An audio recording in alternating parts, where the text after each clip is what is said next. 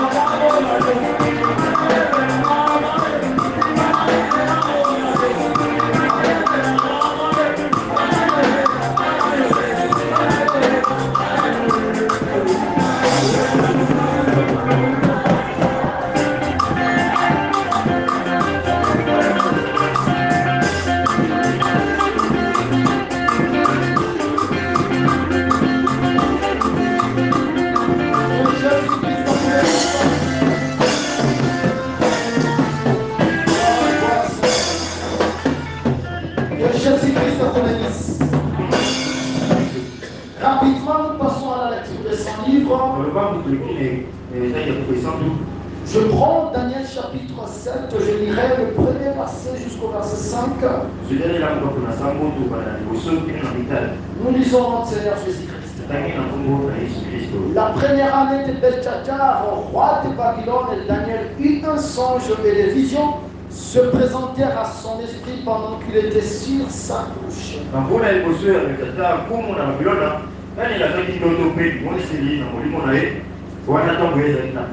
Ensuite, il écrivit des songes racontant les principales choses. Daniel commença et dit: je regardais pendant ma vision nocturne et voici 4 vents de cieux firent irruption sur la grande mer.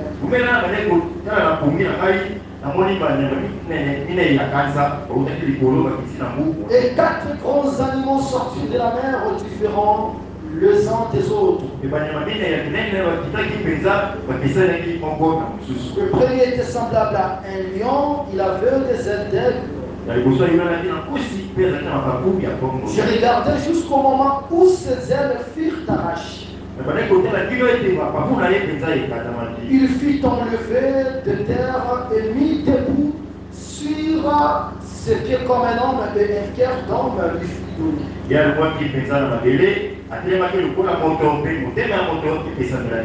Et voici un second animal était semblable à un ours. Et se tenait sur un côté. Il avait 3 côtes dans laquelle, entre les dents, et on lui disait: lève-toi, mange beaucoup de chair. Que le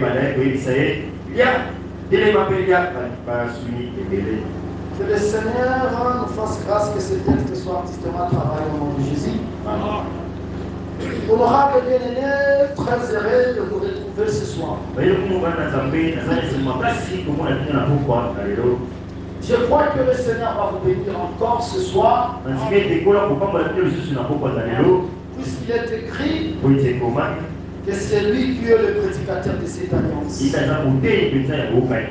comme c'est bien lui le prédicateur, l'auteur du message, il ne manquera pas d'impacter encore ta vie ce soir.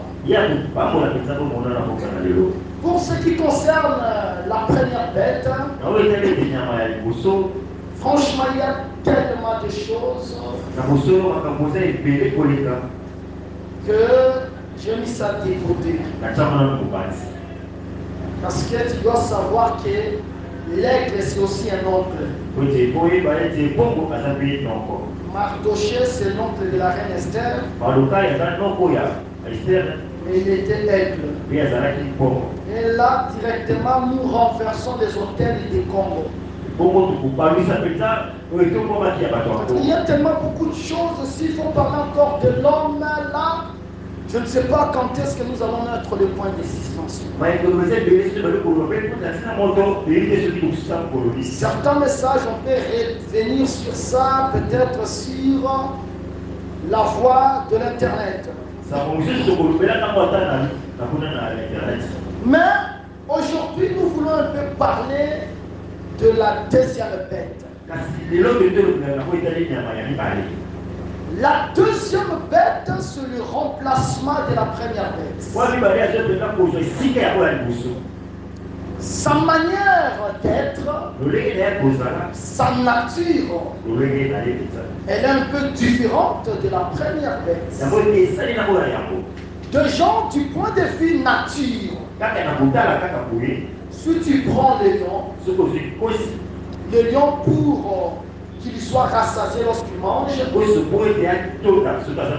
il doit manger au moins 7 à 8 kilos de viande. Mais si tu pars au pôle, tu trouves l'ours polaire.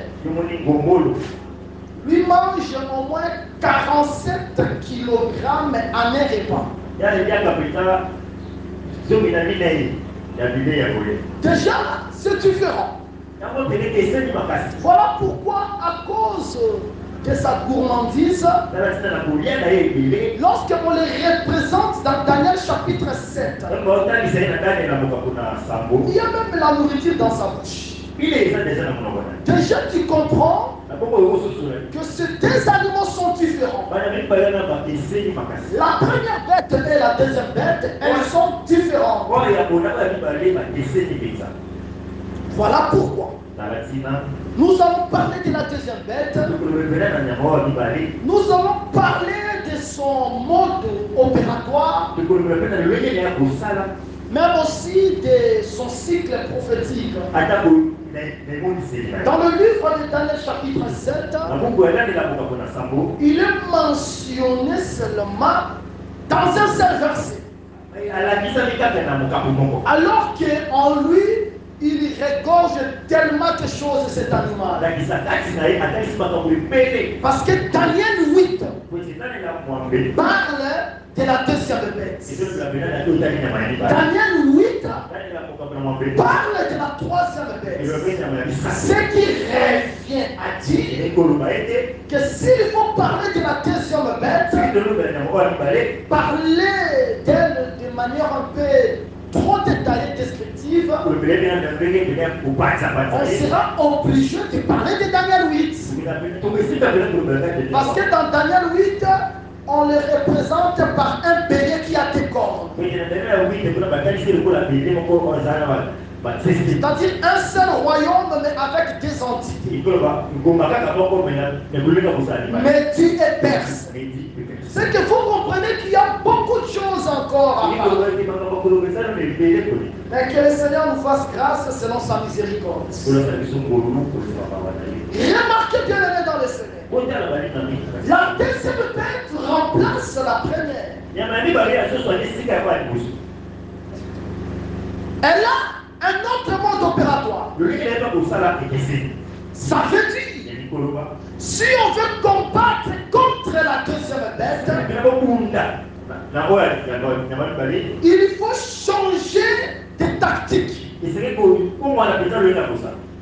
Ne pense pas que si tu as vaincu la première bête par la prophétie, parce que là il faut le grand aigle par la vraie intelligence qui est celle de Dieu, par la puissance du Saint-Esprit.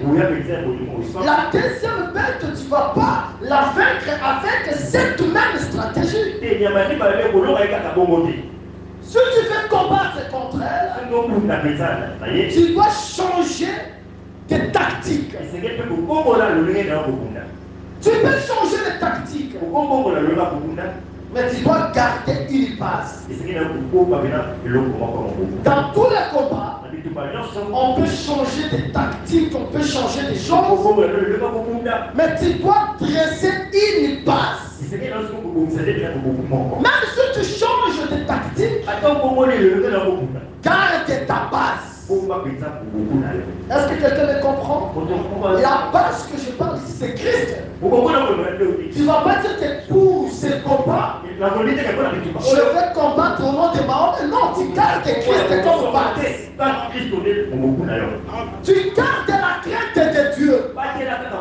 Tu peux changer de tactique, de technique, mais la base, c'est la crainte de Dieu. Un ange qui parcourt le milieu du ciel avec un évangile éternel à la main. Il crie aux habitants de la terre, craignez Dieu et rendez-lui gloire. Je vais changer de stratégie. Je peux me réveiller à minuit pour prier. Je peux prier le matin. Je peux prier chaque midi. Mais la base, c'est la crainte de Dieu. C'est l'adoration. C'est ça ce qu'on demande à tous les hommes. Oh, moi je change de stratégie. Je suis en train de prier, mais je garde d'abord le fer à rancune dans le cœur. Non, non. La manière que tu vas prier, tu dois libérer ton cœur. Tu dois toujours craindre Dieu. Et lorsque tu respectes cette base, peu importe les tactiques que tu prendras, tu vas vaincre. Est-ce que vous me comprenez? Bien aimé dans le Seigneur, vous êtes heureux parce que vous écoutez ces choses. Lorsque Nabucodonosor, Nabopolassar, Nabuzaradan, Belitchachar sont vaincus. Ils sont remplacés par le royaume de Médès et de Perse. Un royaume qui est dirigé par Darius et Cyrus. Mais lorsque le Saint-Livre dans Daniel chapitre 7 précise que l'ours se tient sur un côté, c'est-à-dire sur un côté, ça veut dire quoi? C'était deux royaumes qui régnaient en même temps, deux royaumes qui étaient unifiés, mais ce royaume s'est tenu plus sur un côté. Le côté là, c'est Cyrus, c'est Perse. Tu vas remarquer, c'est Darius dans Daniel chapitre 5 qui a renversé Babylone. Mais lorsque tu regardes dans le règne, celui qui régnait plus, ce n'était pas Darius. D'ailleurs, Darius a régné seulement pendant plus de temps. Après, il était disparu. C'est Cyrus qui était le maître de ce royaume. Voilà pourquoi l'ours se tient sur un côté. Ce n'est pas Darius qui va donner l'ordre à Israël de rebâtir Jérusalem. Ce n'est pas Darius, c'était Cyrus. Lorsque Esaïe prophétise, Esaïe ne prophétise pas disant que Darius, toi tu es mon berger, non. Esaïe prophétise sur Cyrus. Cyrus, c'est toi mon berger. Tu vas exécuter toute ma volonté. C'est qu'il y avait des prophéties sur Cyrus. On a mis Darius de côté. Quand bien même lui aussi était roi, mais Cyrus, c'est lui qui s'y plantait. côté. Voilà pourquoi l'ours, il se tient sur un côté.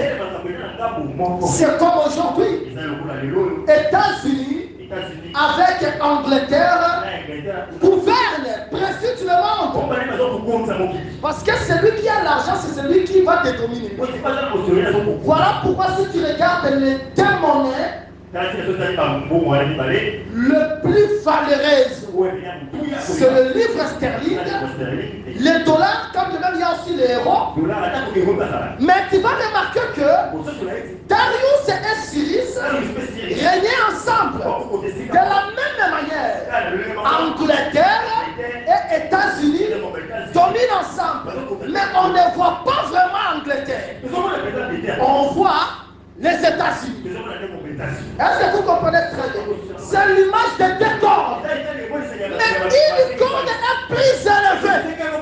Dans Daniel chapitre 8, on est en train de le décrire.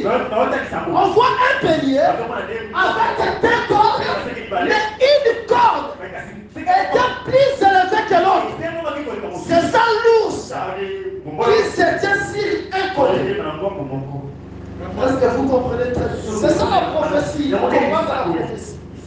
Maintenant, bien aimé dans le Seigneur, avant que Nabucodonosor soit renversé, il y avait déjà des prophéties à son sujet. Vous savez, il y a des déclarations que nous faisons sur les enfants de Dieu. Ces déclarations produisent la foi. Ces déclarations changent la vie des enfants de Dieu. Mais tu dois savoir d'abord que ces déclarations, ce sont des prophéties. C'est que Dieu prophétisait déjà comment Babylone sera effondrée. Mais Babylone, comment Dieu est effondré alors que dans ton pays, tu as des difficultés, tu as des dieux. Voilà pourquoi Esaïe, fils d'Amon, prophétise dans Esaïe 46. Il dit ceci: Ben s'écroule. Ben s'écroule. Ben ici, c'est une divinité babylonienne. Nebo tombe, l'autre divinité. Ben s'écroule. Nebo tombe. On met leurs idoles sur les animaux, sur les bêtes. Vous les portiez et le voilà chargé, devenu un fardeau pour l'animal fatigué.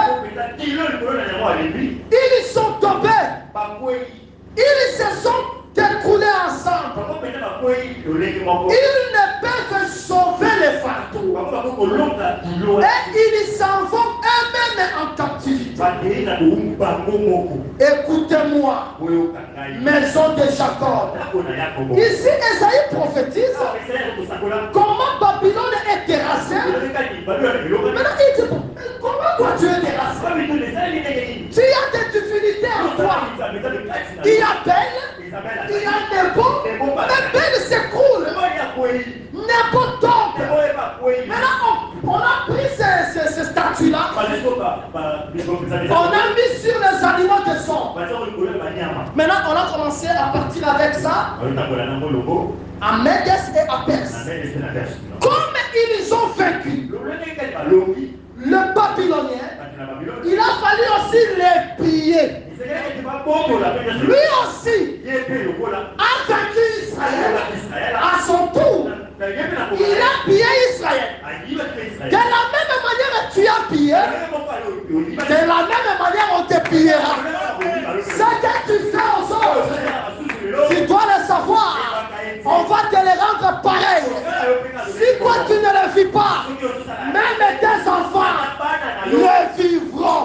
Voilà pourquoi je vous invite à faire du bien. Parce que si tu fais du bien, à ton absence, les biens suivront tes enfants. Jonathan, il a fait du bien. Il est mort. À son absence, David a pris soin de mes Méphibosheth. Fais du bien, le bien te suivra. autres. Pille les autres. On te pillera.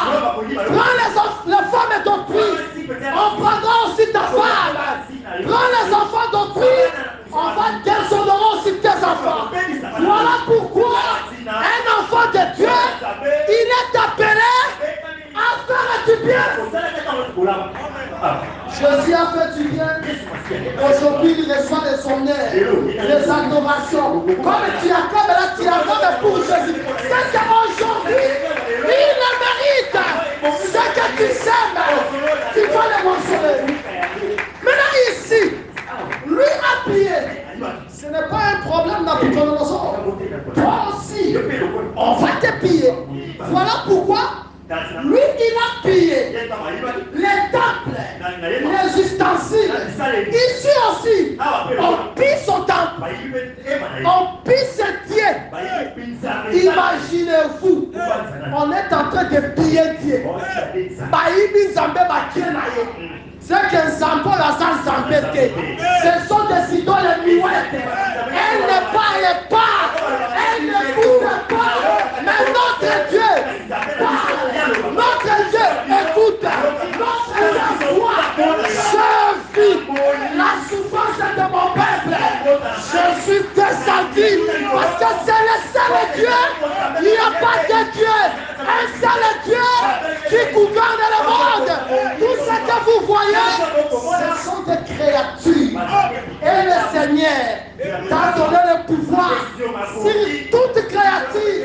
Et cette créature appelée Dieu, appelée Babylone, les pauvres, tu as l'autorité sur toutes les choses. Est-ce que vous me comprenez? Bien-aimé dans le Seigneur, la parole de Dieu est tellement merveilleuse. Écoutez ici. Ils sont tombés. Ils se sont écroulés ensemble. Ils ne peuvent pas sauver les fardeaux. Ils s'en vont eux-mêmes en captivité.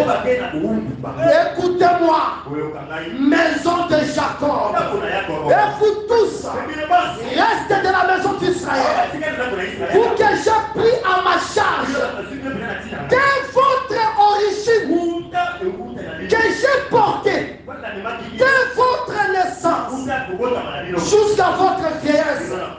Je serai le même jusqu'à votre vieillesse. Je vous soutiendrai. Je l'ai fait. Je vais encore vous porter, vous soutenir, vous sauver. À qui me comparez-vous pour le faire mon égal?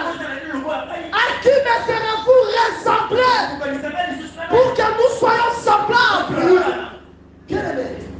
Tu vois le Dieu que tu pries? Tu vois le Dieu que tu pries? Le Dieu que tu pries, c'est un volcan. C'est un volcan. Montagne est à la moto. Le Dieu que tu pries, je te dis, c'est un volcan. Même si le Saint-Paul permet-il de m'approcher de la montagne de Sion, là se trouvent des myriades d'anges. C'est que dans la montagne de Sion, il n'y a pas le feu. C'est la vérité. C'est pour nous recevoir. Mais lorsque l'ennemi veut te toucher, cette montagne de Sion devient un volcan. Ton Dieu est puissant. Il renverse de Dieu. Il t'a pris en charge de ton origine. Il t'a pris en charge de ta naissance. Lorsque tu étais né, les sorciers t'ont transporté.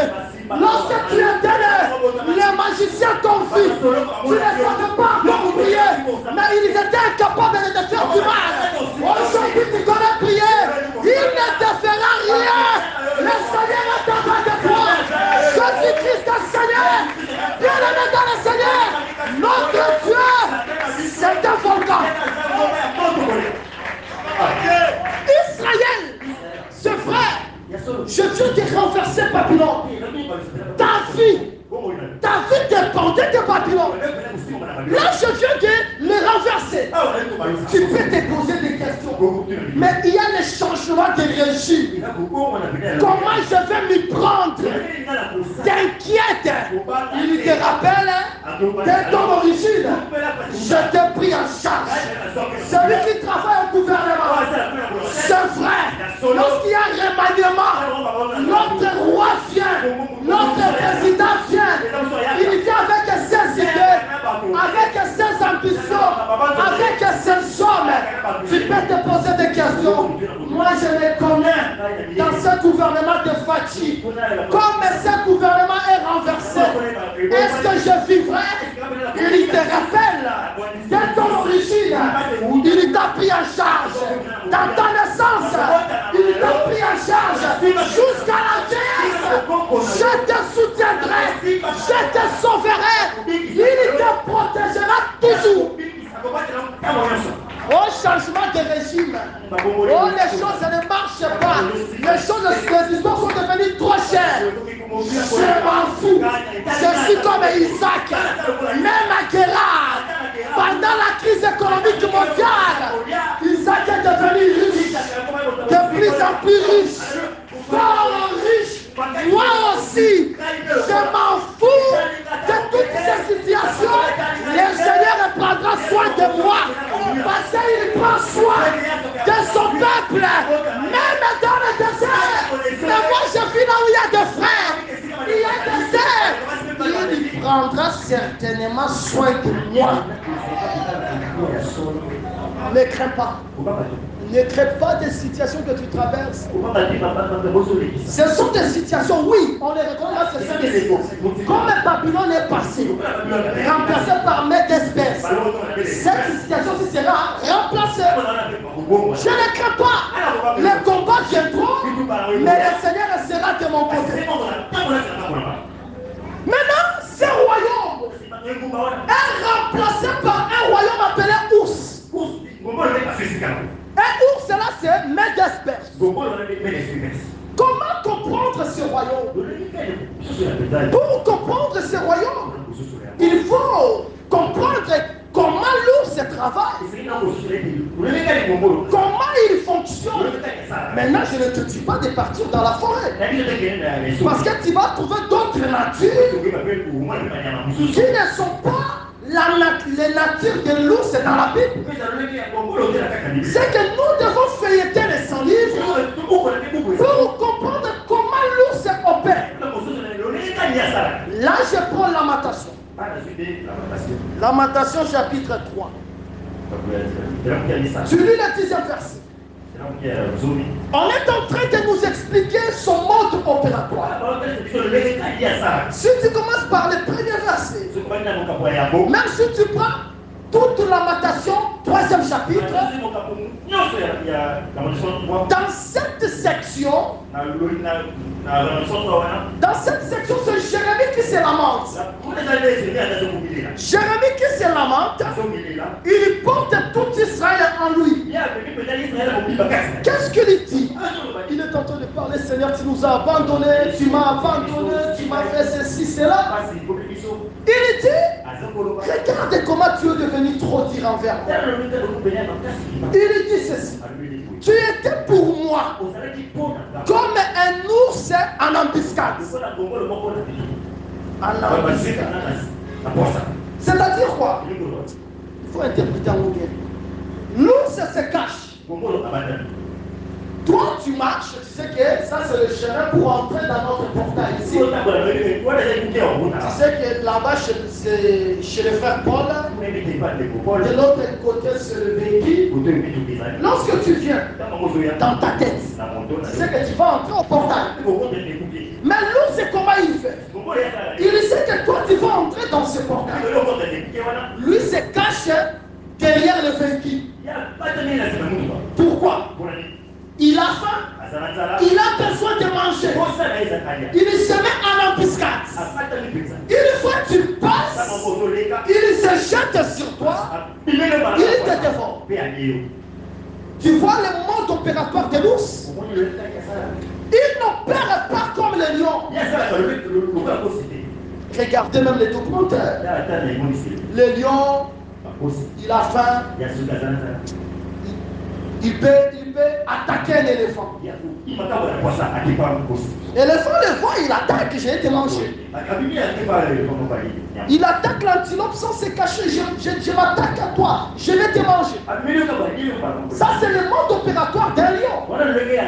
Mais il n'en est pas question pour un ours. L'ours se cache. Il se met en embuscade. Il te piège. Ok, c'est ça le terme. Il met un piège. Maintenant, Dieu, à cause de la désobéissance d'Israël, il a frappé Israël, il a frappé Israël. Jérémie, regarde, non, Seigneur. Toi, tu te mets en embuscade comme un ours. C'est-à-dire que tu te caches, tu me pièges. Oui, Dieu aussi a piégé Israël. Comment il a piégé Israël? Israël est charnel. La loi est spirituelle. Il dit à celui qui est charnel, pratique ce qui est spirituel. C'est déjà un piège. Voilà pourquoi il est écrit même dans le livre des psaumes. Les tables ont servi de piège. C'est que la loi était tout un piège contre Israël. Alors Jérémie dit, Dieu, toi tu te mets en embuscade comme un ours. C'est que sa manière d'opérer comme un ours, c'est lorsqu'il piège les peuples. C'est lorsqu'il se cache. Maintenant, mettons Perse. Comme les nations païennes étaient aussi là pour mettre les peuples en embuscade. C'est-à-dire, lorsqu'il part en guerre, sa façon de combattre pour les mettre et se déplacer, c'était des stratégies de se cacher. C'est-à-dire, ils peuvent se cacher. Lorsque vous sortez, ils vous envahissent. Vous comprenez ça? Voilà pourquoi. Si tu prends Daniel chapitre 6, dans Daniel chapitre 6, c'était après la victoire, le renversement de Babylone. Babylone est renversée.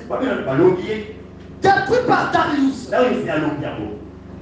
Médès et Perse devient la puissance mondiale, la plus grande puissance, la superpuissance.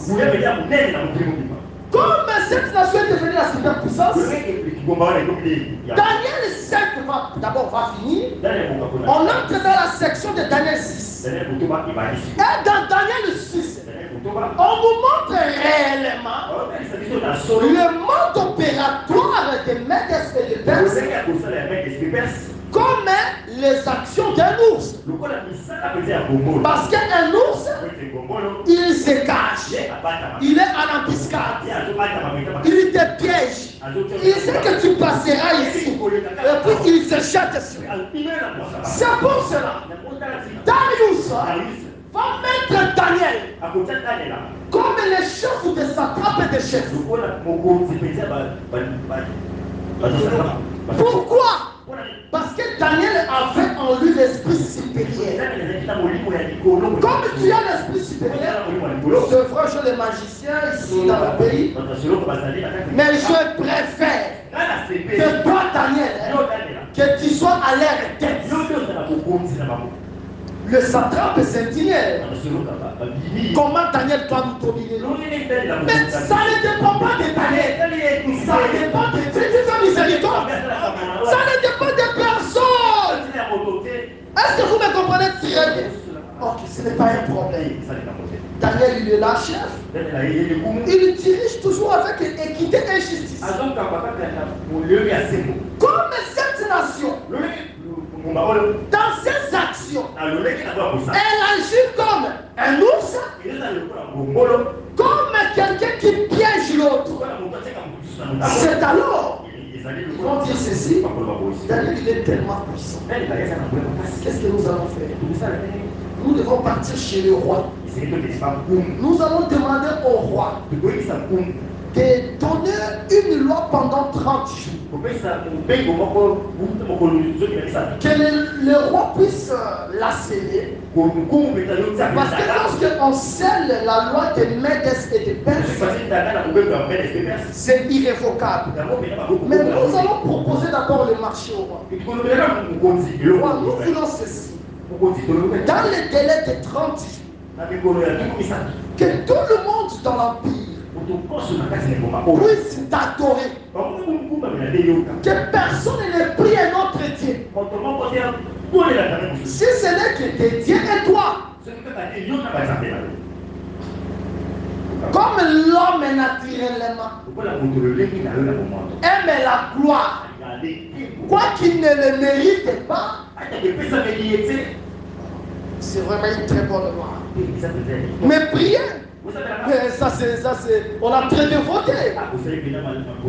Là, s'il faut acheter même pour le député de Jeep, il allait acheter. Il va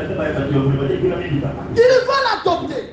Dans 30 jours, on doit prier le roi Darius. On doit prier Saint-Dieu. Daniel a appris ça. Pourquoi? Parce qu'ils ont cherché Daniel. C'est qu'ils ont piégé Daniel. Tu vois comment la nation agit comme un ours? Ces gens-là ont piégé Daniel. Ils n'ont pas trouvé Daniel. Toujours sans faute. D'accord. Cette fois-ci, nous allons trouver une accusation dans la loi de son Dieu. Parce que nous avons dit que tout le monde doit prier Darius. Nous allons voir maintenant si Daniel ne va pas prier Darius, qu'il te grimace comme il fait. Toi qui vas prier seulement Jésus. Si ton grand frère, c'est un musulman, il te conditionne que tu deviennes un musulman pour qu'il paie pour toi les frais académiques. Tu vas lui dire ceci, mon Dieu que je prie, il s'appelle Yahvé juré. Il pourvoira, mais je ne deviendrai jamais musulman. Je ne porterai jamais de soutane et faire des chikaous. Je veux prier les dieux de la Bible. Parce que c'est Dieu, c'est le véritable Dieu. Regarde ce livre. Moi, je l'appelle le livre des livres. Il est archaïque. Mais il possède toutes les bonnes vertus du monde. C'est ici qu'il y a la vie. Est-ce que vous me comprenez? Ok, nous allons piéger Daniel. Ils ont fait ce qu'ils ont fait. Au lieu que Daniel aussi, tu commences même à prier la nuit lorsqu'ils ne sont pas là. Ou bien il continue son appétit. Prière 3 fois le jour. Matin, midi. Pourquoi je dis matin, midi, soir? Parce que je les réfère à psaume. Le psalmiste dit que je prie le matin, le midi et le soir.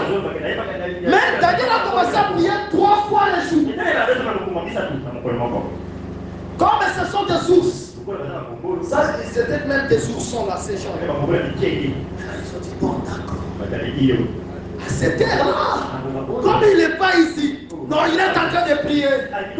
Oui, je suis en train de prier. Parce que la prière change le temps et les circonstances. Ma vie, c'est la prière. Tu ne peux pas me refuser de prier. Même si tu me fermes la bouche avec des scotch, je vais adorer dans mon cœur. Et tu es incapable d'entrer dans mon cœur. Un seul qui voit le cœur et c'est Dieu. Ils sont dans le cœur, ils sont aussi les reins. Daniel a commencé à prier bien aimé. La Bible est tellement suivante. Lorsqu'il prie, ils vont le surprendre. Tu vois, toi tu as toujours été désobéissant. On a dit que dans 30 jours, tout le monde doit prier Darius et ce Dieu. Si tu pries même un Dieu de Darius et tout. Là, ce sont mes commentaires. Parce que tu vas dire, docteur, donne le verset. C'est pour t'amener à la compréhension. Que le Seigneur vous bénisse au nom de Jésus. Moi, je fais ça parce que moi-même, je pose trop de questions. Demande à Papa Albert, il va vous le dire qui je suis. Que Dieu vous bénisse au nom de Jésus-Christ. J'ai dit que Jésus te bénisse. Que Jésus te bénisse. Même si tu ne veux pas, qu'il te bénisse au nom de Jésus. Ce que tu vas toucher, c'est une bénédiction. Bien aimé, Dieu est terrible. Moi, je crois que ce Dieu-là, il peut faire en sorte que tu puisses goûter seulement la cuisse de poulet. Parce que c'est un Dieu de miracle. Moi, je prêche comme ça. Tu goûtes seulement la cuisse de poulet. La cuisse de poulet. Il y a guerre. Et la cuisse de poulet te préserve pendant un mois. La cuisse de poulet. Là, c'est lorsque l'homme a la foi et croit à l'évangile. Mais Élie a mangé le gâteau et il a marché pendant 40 jours sans manger. Il est le Dieu de miracles. Et c'est de cette manière que tu dois voir ce Dieu. Lorsque tu vois ce Dieu dans cette dimension, lorsque tu vas regarder ton problème, tu vas voir que ton problème est petit. Ce problème est petit qui est grand. Cette situation est petite. Ton Dieu est grand. L'homme aussi est petit. Dieu est grand. C'est lui qui t'a dit ton commande. Ton commande. On commande à Dieu. On connaît de te nommer et tu es homme. L'homme est petit. Dieu est grand. Ne crains pas l'homme. Quelqu'un me faire un homme. Respecte tout le monde. Pas seulement ceux qui sont au-dessus de toi, même les enfants. Respecte-les, mais la crainte, je donne à Jésus. Toi, tu peux me dire que je vais mourir aujourd'hui. Aujourd'hui, toi, tu meurs et moi, je reste en vie. Mais si Jésus dit à Pierre, il va me renier. Même si Pierre est piqué, il va renier. Parce que c'est Dieu qui a parlé. Qu'est-ce qu'il me comprend? Ils ont piégé Daniel. Daniel est dans la prière. Concentré.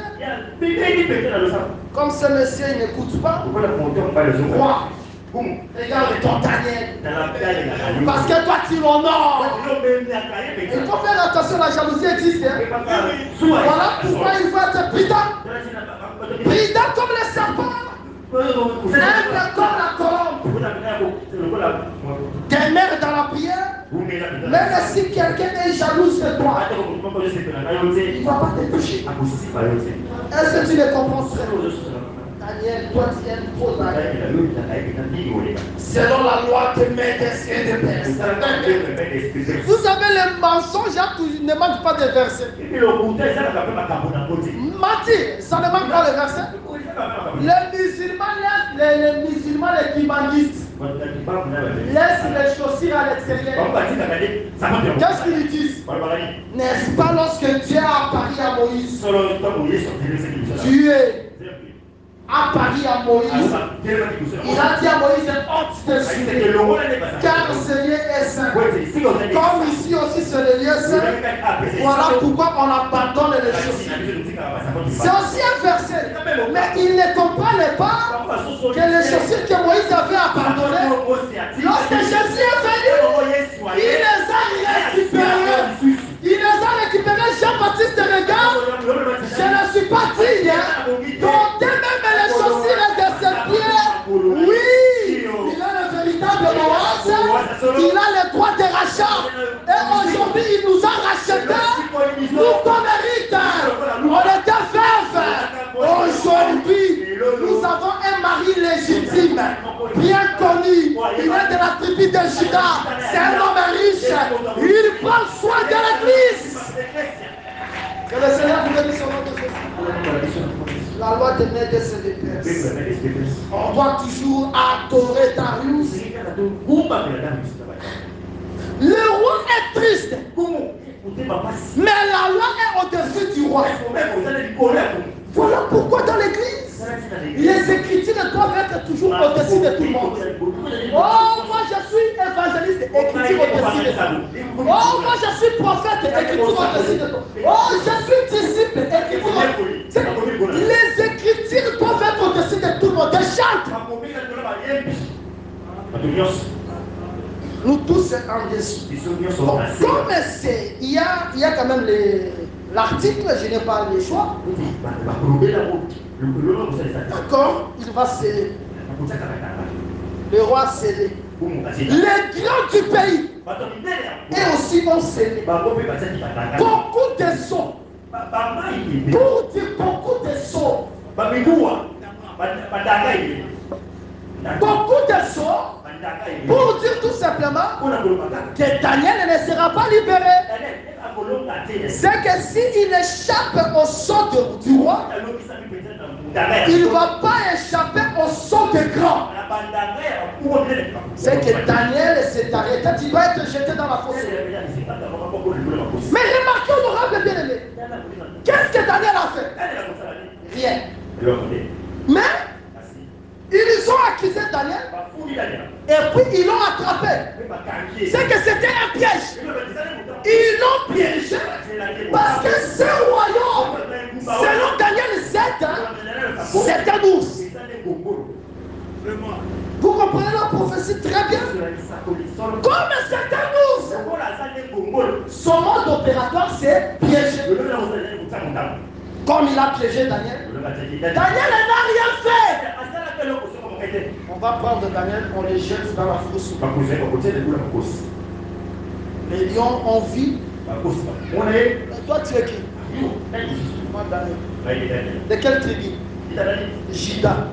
Oh, mais Juda c'est un lion, non? Nous sommes des lions. Toi aussi tu es lion. Un lion ne peut pas manger un autre. Est-ce que vous me comprenez?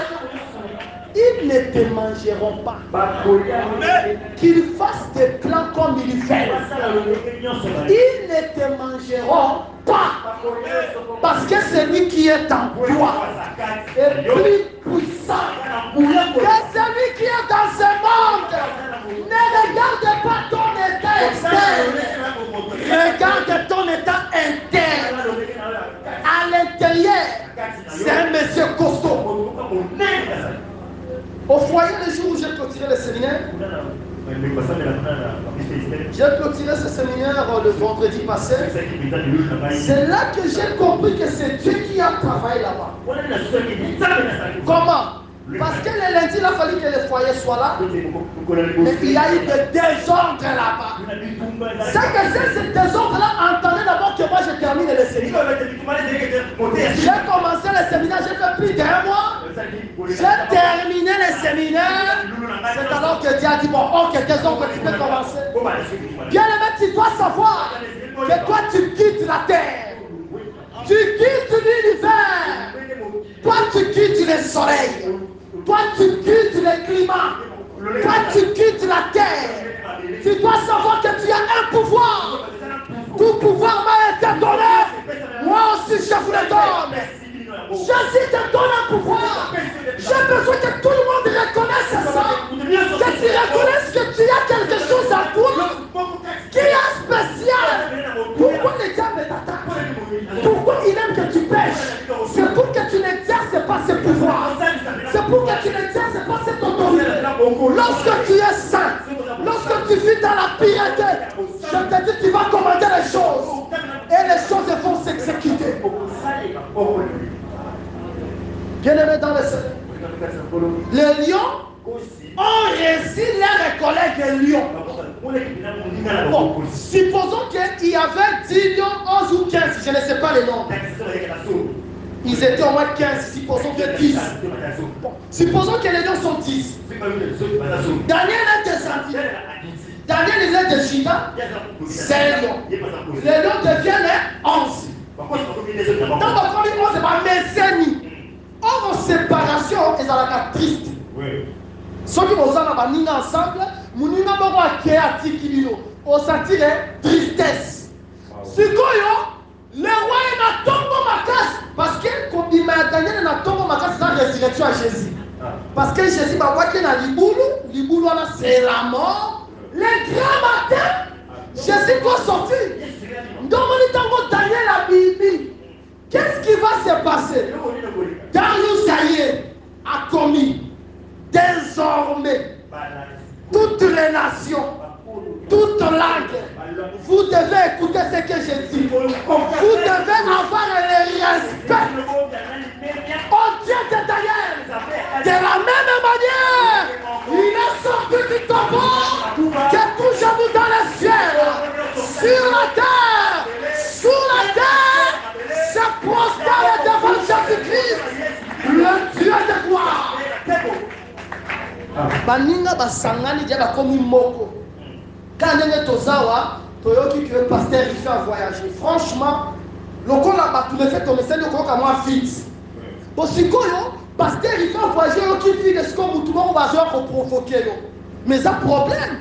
Mais si vous t'avez Daniel la moninga la bango kosi akei. Lion abimi. Master la soigné. Sikoyo, Daniel ça dit bon ba to ba funda ki Daniel ba sowa. Habita. Oh, Yonan, oh, Natomolanga, Alpha. Oh, Nani Mususu. Oh, Natomolanga Omega. Allez, Alpha Omega, boya. Bino Kakate. Bonsoir ma famille, allez, mais famille à Sali Nini. Moi, si la aide Tatita qui a causé la dernière les problèmes. Moi, la pété. Mais moi, le Naïdi m'a renvoyé. Moi, si Yaka. Oh, Azon n'a pas la 10. Oh, Moussou Sombelissa, Yaka no Yazon Bessa, Bino Soboya. C'est simple, non? Bino Moka Kitane Nalibulu. N'a pas la Zoma Kabino, Nalibulu. Bien aimé, Bazoua Bandekoana, Bakwaka Bango Nalibulu. Bakomatana Mounasete. Baouti Kombuki Sandekola Bango Lyon. Bazana colère Mongo. Tout le monde qui s'est décollé à Lyon. Non, t'es à la blague. Bien aimé, Bazana Likolo. Banyo Basana Bamboko terrible. Basimba, on dit que Lyon y a la moussouni, mais on dit que Baboukana Mikoua. La vengeance de Dieu est terrible. Voilà pourquoi ne vous vengez pas. Il dit ceci, à moi la vengeance, à moi la rétribution. Si toi tu te venges, ta vengeance sera libre. Mais la vengeance est de Dieu. Il va frapper tes ennemis de génération en génération. Que le Seigneur vous bénisse au nom de Jésus. Quel que soit le piège, quittez ces pièges-là. Que le Seigneur vous donne la victoire. Allez de la part. Parce que c'est la vie de poisson. Et que ça la vie de l'autre côté. Parce que ça la vie de la vie de parce que vous fatiguez. Bando moko. Parce que la piège de la bango. Que Jésus vous bénisse.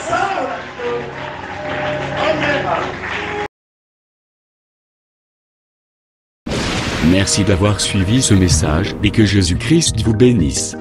Si vous avez une question à l'intention de l'homme de Dieu, si vous voulez que l'homme de Dieu prie pour vous, si vous voulez vous confier à l'homme de Dieu, ou si vous voulez tout simplement bénir l'homme de Dieu, contactez-le directement si ses coordonnées sont disponibles depuis sa page. Sinon, contactez-nous et nous lui transmettrons vos préoccupations. N'oubliez pas de faire un tour à notre page évangélisation pour voir en quoi vous pouvez vous rendre utile à Christ par cette œuvre. Que Dieu vous bénisse tous. Amen. ChristQuality.com. Les cieux en un clic de la souris. Évangile-éternel.com, le site de l'évangile éternel. Christ et Quality Fondation, équilibrer la manne ramassée dans le désert de sorte que chacun ait un aimé.